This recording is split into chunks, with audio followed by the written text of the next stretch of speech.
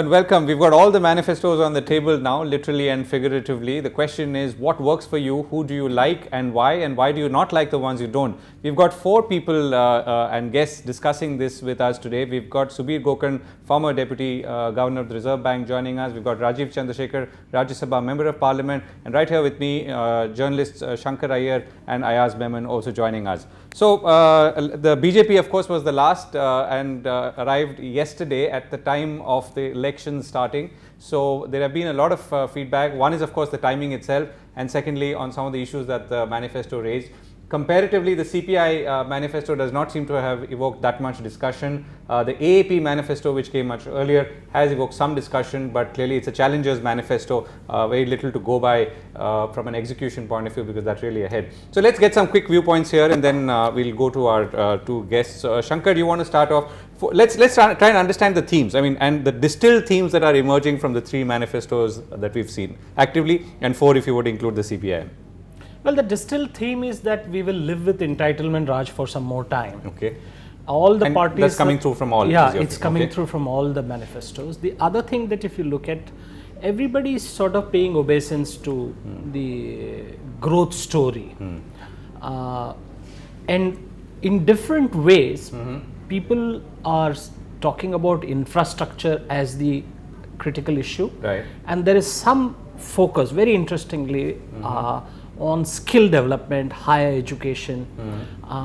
So those are the areas where there's a, and in BJP's manifesto and Congress's manifesto, there is one interesting convergence about the need to urbanize. So while Congress clusters, 100 clusters cities. and 100 cities. Yeah. So it will be interesting how these things pan out. My take on this is that over 20-25 years now since liberalization, we do know why we need to do things, what needs to be done, and when it needs to be done. Unfortunately, the manifestos don't tell us how these parties are planning to go about doing things. I'll just park one issue here. There's this thing about bullet trains, high-speed trains. Everybody's got a train on their manifesto. How are they going to do it? This is a country where railway projects are the most notorious for their delays, where land acquisition issues are there. Conversion from track from meter to broad takes decades. So a little explanation. I don't expect them to sort of write it down in the manifesto, but I think the leaders owe it to the voters to give them a sense of confidence. Yes, this can be done. So, okay, and you're saying as it gets more and more far-fetched, then it's only reasonable that there should be explanation. I ask a quick word if you want to get in before I go to Rajiv Chandrasekhar. Yeah, I think basically there's a much of a muchness about all the manifestos. As Shankar mentioned, there's the growth story is something which has targeted at a very young, restless country. Lots of young people, restlessness there.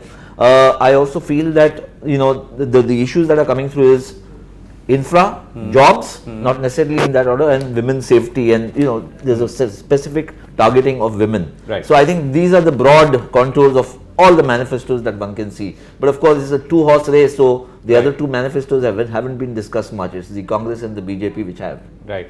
So, Rajiv, let me come to you now. So, let me understand from you. I don't want to sort of start grilling you on any specific point right now, but are you getting a sense that your own manifesto conveyed what it was meant to convey, or is there some detail which will come later perhaps? Are we to believe a vision document as opposed to some more specific detailing as Shankar talked about?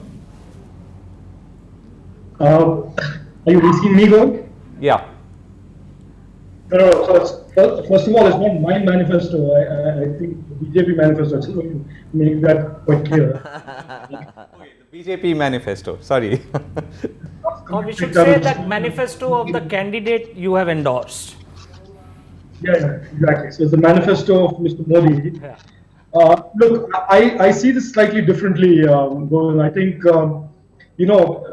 election season, and I've seen this a few times, we tend to start looking at the language and the rhetoric that manifestos usually represent. And I think in this election season, the focus is really about less to do with visioning and less to do with these little pies in the sky, and more to do with the ability of the people behind that statement to execute and deliver. I think there is a tremendous appetite and a tremendous need, in a sense, in people, whether they're investors, business, or just regular common folk, to start getting a sense that we will have a government that will start delivering. We have seen visioning. I mean, for example, Shankar talked about this whole issue of urbanization. Now, it is clear to anybody who has spent some time in analyzing, for example, JNNURM, that most of these schemes at urban renewal have been nothing but, for example, spending more monies just like you would do MGNREGA or anything without clear outcomes. So I have a sense that having a small, thin document like the way the BJP has come out with, where they put out basic principles and a basic architecture, is actually a good thing, because we don't get lost in this rhetoric and debate about vision and dreams and pies in the sky, and we get focused on what is really doable, what are the real building blocks, if you want to call it that, of this new economic vision and this new architecture going forward. Right. So, Rajiv, we are on the back of a slow economy that has slowed to under 5%. Industrial growth is almost zero. Job addition is severely lagging now. There are some very big challenges ahead. This election is being fought to some extent on jobs, or the promise of jobs and prosperity. I mean, prosperity I don't mean in the extravagant sense, but relative prosperity. Do you feel that the BJP budget sufficiently addresses this key point? I think so, and I think of the three people who are out there who are sort of asking for the votes or the mandate for in May 2014, the BJP leadership and indeed the BJP manifesto is the most credible in terms of actually taking us in that new direction, if you want to call it that. I mean, I don't know if Shankar said this in as specific a term as I am saying it. I think that this whole concept of an entitlement-driven welfare state that seems to have no start or end is not a sustainable model. And at some point, obviously not immediately tomorrow, not in 2014, not in 2015, there has to be a transition out of that. Can we do it politically in 2 years, 3 years' time? I think that intersection between the two graphs of spending and Right. getting us out of that is something that we will have to closely see who's able to do it. Now, politically, in my opinion, the Modi philosophy or the Modi architecture is best suited to take us in that direction. Clearly, the Congress can't do anything remotely close to what is required to be done in the coming years. Right. Okay. So, Subir, let me come to you now, and if I may ask you to cast an economist's eye over the 3 or 4. Okay. So we are having a problem with Subir. We'll get him back. So let's cast an economist's eye, and we'll do that with Subir as well. Key issues again, right? Jobs, industrial growth, linked to perhaps manufacturing or more manufacturing capacity, or even services. Some kind of substitution of what is happening on the agricultural front, as in terms of people at least who can get more jobs.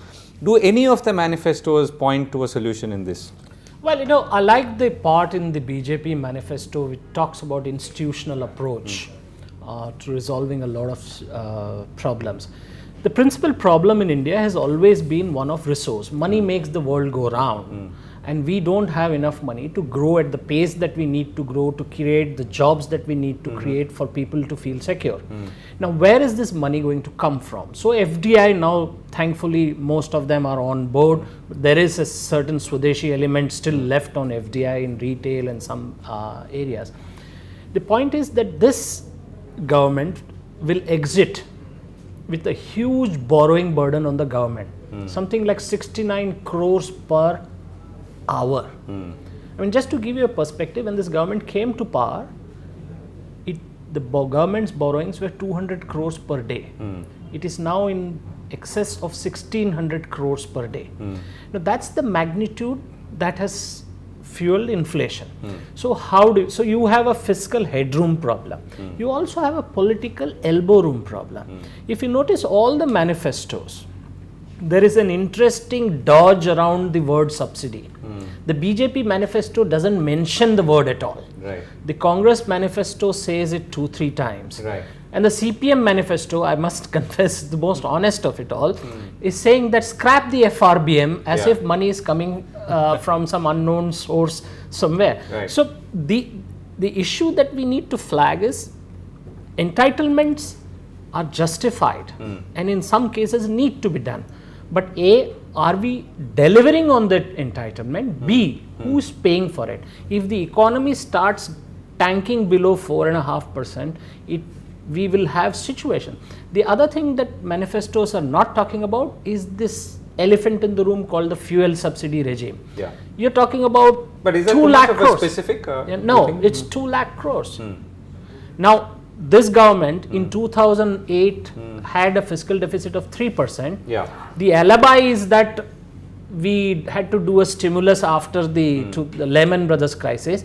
Fact is not necessarily fair. Fact is that only 1% of GDP was the stimulus. The rest was the loan waiver, Narega, and all the other spending. Right. Philosophically, we'll come to the letters of the letter of the manifestos in a bit. Are these giving you confidence that we are moving or about to move into another orbit? Well, I think there's been more discussion about the economy than ever before that I can remember, any election. So, that's clearly the shift in focus that one sees. How much of it can be achieved is obviously the issue, and how much of it is spelled out in the manifesto. I think where the Congress is concerned, they couldn't yank away everything that they've been doing for so many years without looking extremely silly. The benefits, the subsidies and stuff like that which they've been doing, and a lot of their poll plank is hinged on that, They've been wanting to win votes on the benefits that they've given. They're hoping, a lot of people argue hoping against hope, that Narega and all of these will reap them some votes. Right. May or may not happen. But clearly the economy is something that topmost, and at least thematically that seems to rise forth. So Rajiv, let me come back to you. You talked about transitioning from a entitlement regime into something else. Now the manifesto is not saying anything on that, and yet that's something that, as Shankar also pointed out, carefully avoided by all manifestos.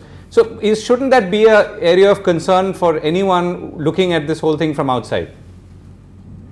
Not outside the country, I mean, yeah. No, so and that's the point I'm making. I think let's be.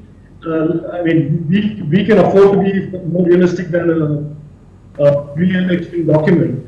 The reality is that where we are today and where we want to go, there is a period that is going to be painful, that is going to be the transition period. Because this current economic model of spend, profligacy is not a sustainable model. And you don't have to be an economist to figure that one out. But the point I am making is that if and this is the thing that you will find in the manifesto, is that the role of government and the need for governance reform, in my opinion, the only one to actually capture that, and maybe we are not sensing this as important enough right now, to where we want to go, the fact that government and governance has to perform before we get there, to a regime where we don't need to necessarily have these brute force entitlement programs, and rather have more directed, more outcome-driven programs. The big sort of elephant in the room in this one has always been the fact that government and vested interests don't permit that. Right. So let's, Rajiv, let me get a few questions in. So we've started getting a lot of questions in now, and I mean this is more of a social platform. So the first thing is BJP's manifesto. Anusha Iyengar asks, BJP's manifesto is focusing on Hindutva.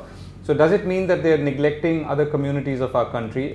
Second question, has BJP abandoned FDI in retail only because it opposed tooth and nail in Parliament, or are there any economic factors involved in it?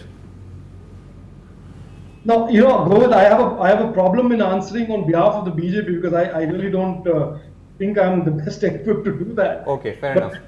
Yeah, so I don't know if I should be answering questions on Hindutva and stuff like that. I think that you really should be targeting people in BJP. Yeah. But FDI and retail, for example, I think what they are saying, and this came out included in the debate in Rajya Sabha, where I actually was in favor and the opposition was against, is that there are certain issues relating to the impact of FDI in retail, more to do with the issue of market power, more to do with the issue of consumer right, more to do with the issue of how it distorts conventional industry framework.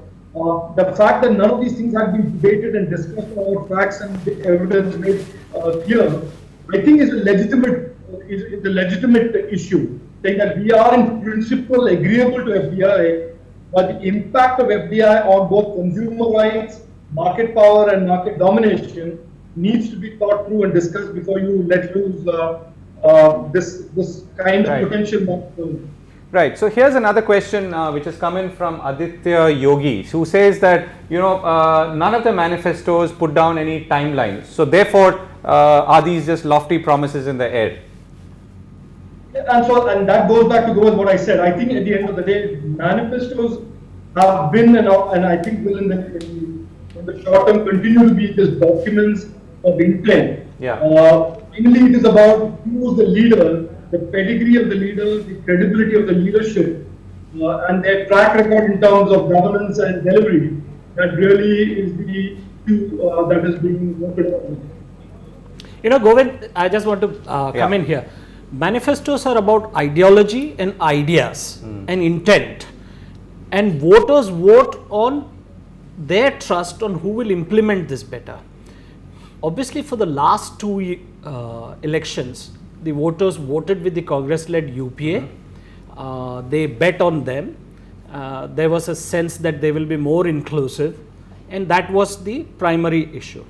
Over 10-year period, we have found out that the Congress is terrible in projecting successes and is left explaining failures. The BJP, on the other hand, has mastered the art of projecting their successes and has rationalized all failures. So they have their own stories.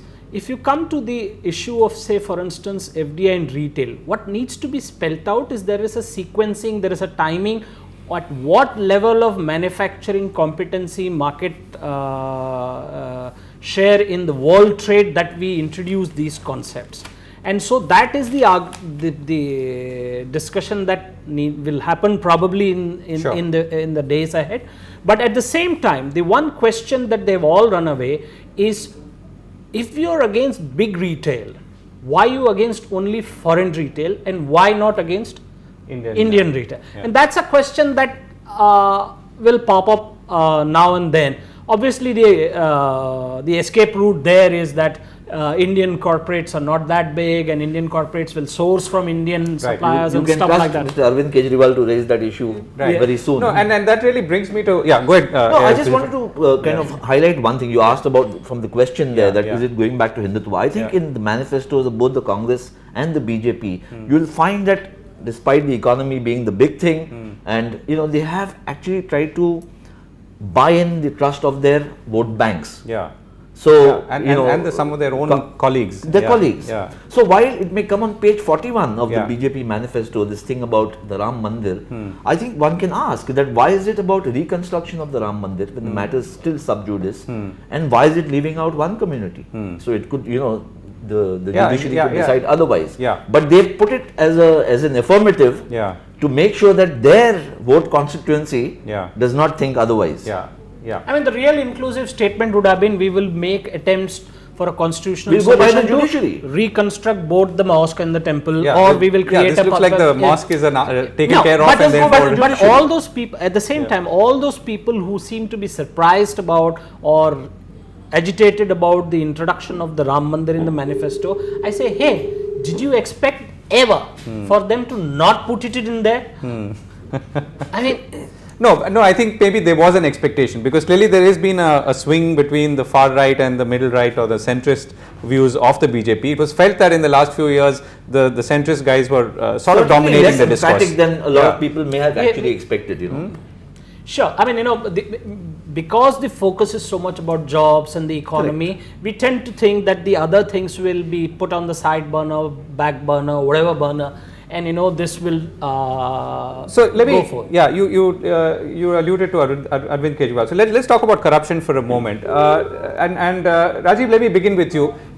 If you were to step back, I mean, not asking you a question as a BJP Rajya Sabha MP, but if you were to look at the issue of corruption, sorry, as a Rajya Sabha MP, if you were to look at the issue of corruption, given that it created such a big, it was such a big issue for the last 2 to 3 years in this country at all levels, does the issue of corruption get addressed by some of the statements or the claims in the manifestos, in as much as it can be resolved in coming days? Yeah, I think so. I think manifesto that has kind of squarely addressed it, the BJP manifesto, because they talk about good governance, they talk about transparency, they talk about administrative reforms.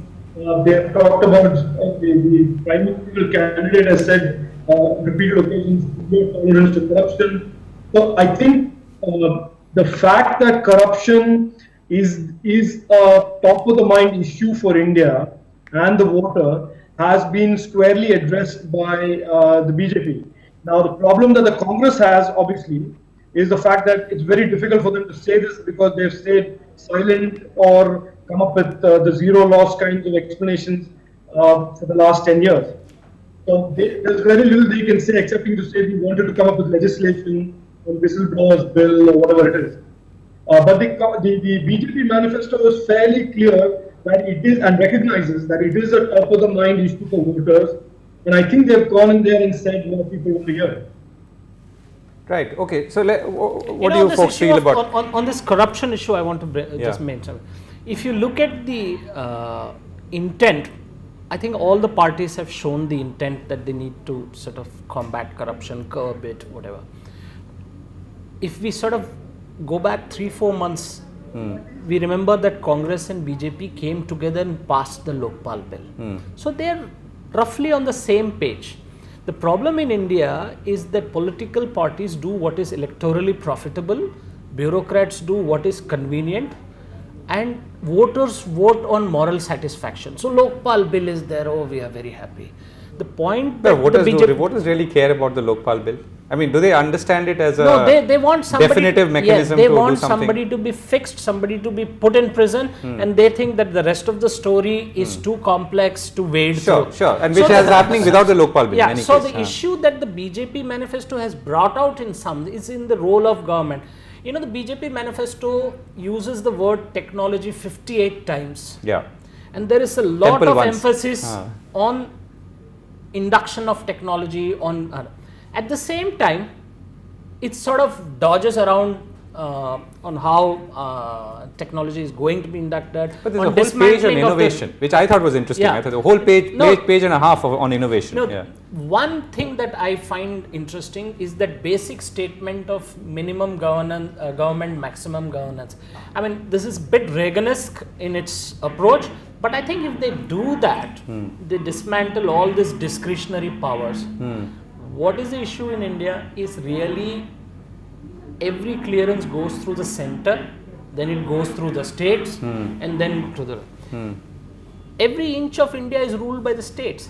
I mean, there is no business for at least 20 ministries in the center to exist. Correct. So you dismantle all this, make things transparent in technology, and that is what I mentioned, that there is an institutional approach in the BJP manifesto. I think one of the manifestos said that there should be another fisheries ministry, and I thought there should be already is a fisheries ministry in addition to whatever. Subir, I don't know if we've got you back at least on audio, but we're trying hard.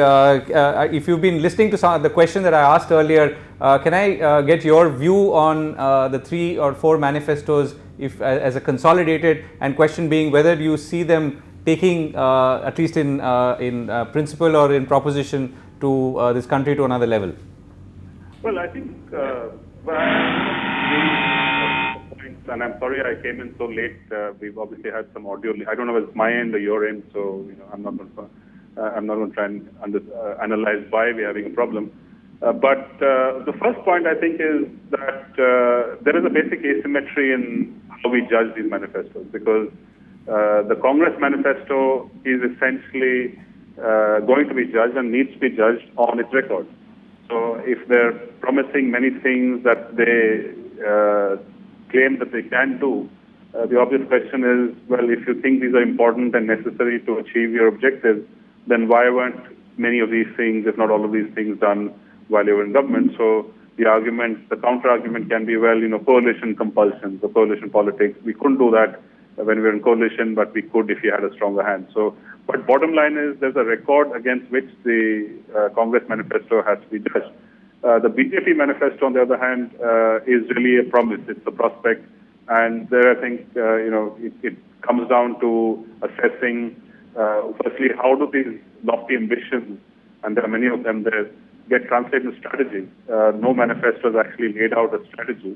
And secondly, how is this whole strategy going to be executed? Who are the people involved? What is the components that they bring into it? And of course, there's been a lot of reference to such components across speeches. So maybe when you add it all up, you get a more comprehensive picture. But I think the more important point is, which I think to some extent Shankar was perhaps alluding to, although I didn't catch the full audio in the last 15-20 minutes, is that we really are seeing a very fundamental positioning of economic ideology, I think, here. Because we had, rapid growth, and clearly there was some dissatisfaction with that, the sense that it was benefiting too few people. The fruits of growth were not widely distributed, and so the pendulum swung the other way and said, "Look, we've got all this growth. Let's start to distribute it."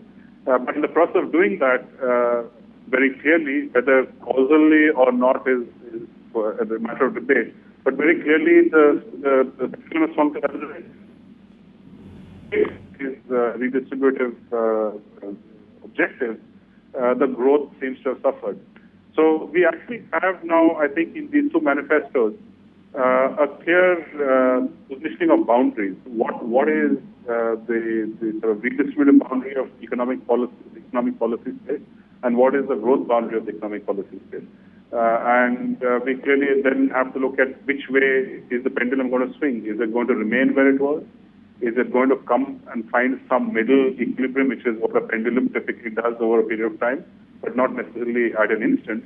Or is it going to swing back to the growth side of the spectrum? And can't say that I've been studying manifestos in any great detail earlier, but I think these two do position the economic policy differences between these parties quite effectively. So from that viewpoint, I wouldn't be inclined to judge them in terms of, are they promising things that they can't deliver. I would be inclined to judge them on the basis of whether they are laying out some sort of identity, an economic policy identity for both parties. And I believe they are some distance towards achieving that goal. So that to me is an important development. Head towards a conclusion. So, and Rajiv, let me begin with you. So, what's the one thing that you feel will matter most to voters in the 2014 Lok Sabha elections, which these manifestos may not have addressed, but will determine the way people vote or cast their votes on voting day, which is of course already begun? I have been arguing for this for a while, so I will stick to what I'm very passionate about. I think there is a need to reform government, and I think if Mr. Modi gets a mandate, we will see a transformation of government and the whole relationship between government and the citizen in terms of a deep structural governance reforms. When Shankar talks about governance, and he refers to Jan Lokpal bill, that's not what I mean. I mean actually institutionally within the government, starting to reform them and to restructure them and move them away from the 60-year model to something more modern and nimble and responsive and transparent. So I think that will be a significant part of what we'll see. We will see a new relationship between government and citizen. And the other question, I mean, if I may add, Rajiv, is that, how much of this is really feasible in 5 years? I mean, I appreciate the fact that it's a statement of intention, but, these things can take 10 years, 15 years, because we are talking about unlocking almost a 65-year or 67-year legacy of government control over a whole variety of things, which obviously include our lives. And I think that whole model, that patron-client, patronizing, ruler-ruled model, is going to be forced to be changed. I mean, I know there's a lot of people who will be cynical about this. They were cynical in 2011. They are cynical. They were cynical, even in 2012. But this change is going to be forced on the system. Conventional wisdom that the vested interests have, in some sense, got power to resist the change in Delhi is going to be proved wrong. I think I mean, I hope there's a strong mandate for a government to come in there and change things around, because the last 10 years have shown, if not anything else, they've shown that we clearly need to fix Delhi. Right. Subir, let me come to you. The one key point that either you would have liked to see addressed, or you feel that has to be addressed if things have to change, and will have to change, and more importantly will determine the way voters will vote. Well, I'm not sure that the manifestos in any case are going to shape the mass vote in any significant way. Obviously, there were different constituencies who will be either encouraged by certain things that each party has said or all the parties have said, and there are some constituencies are going to be upset and deterred by what each manifesto said. But if taken as a whole, I doubt that the manifestos are going to do very much to add to the larger political communication and messaging that has been going on, either on the offensive side or the defensive side. But I think what is important is not so much what is in the manifestos as what happens when the new government takes office, because given the situation and given the developments of the last 2 years or so, there is, to my mind, a very, very similar situation to 1991. And the similarity doesn't necessarily lie in the fact that we need the same kinds of response, but in the fact that we need very quick and aggressive and almost sort of drastic reforms or drastic policy solutions to a bunch of problems. And the three that I have been focusing on in my communication in the last few months, I think we have a serious problem with food, both food inflation in particular, but that has several underlying causes which require policy responses. Both parties have made significant mention of agriculture, and both have offered sort of somewhat different solutions. On the Congress side, it's higher prices or sort of higher incomes for farmers. On the BJP side, among other things, there is the idea of commodity price stabilization. Now, whichever way you cut it and whatever you do, ultimately some significant impact on food productivity and cost of moving from farm to consumer. I think those are two immediate compulsions which policy has to address. The second is on infrastructure. We have a, by and large, broken PPP model. Our ability to bring private money into infrastructure now, I think, is severely constrained by virtue of the fact that all of the private investors, the developers, are struggling with project viability and execution. And I think that is really a huge setback, because if we need to catch up on the infrastructure gap, we are going to have to put in a lot of money, and it's not very clear where that money is going to come from. Certainly, the private sector is going to have great difficulty in getting it. And third is on employment. And we've been talking about poverty reduction and so on, which is all very well. But is this poverty reduction coming from the creation of sustainable jobs, sustainable employment? And I think we have serious problems with that. So I'd like to hear, people may not agree with my prioritization of issues, but I'd like to see everybody or all the people in the fray saying, look, here are my top 5 problems. Here is I don't have to have a strategy in place for everything at the same time, but at least the most important problems that I identify as coming in the way of growth, as coming in the way of macroeconomic stability, as coming in the way of national security. Here's what I think a solution is. Here's a strategy. I think we need to move from these generalities to priorities and focus and much more detailing, I think, even in the course of the debate, the election campaign. Right. Rajiv, let me quickly then get you back on this. I think Subir raised three very critical issues. He talked about food and food inflation, and inflation, I'm sure we all accept, has been one of the key reasons for the discontent in the cities, amongst the citizenry. The second is infrastructure, and linked to that, the whole breakdown of the PPP model, which of course sets us back in terms of a lot of the infrastructure projects. Plus, added to that is all the environmental clearances and all the other stumbling blocks at the federal level.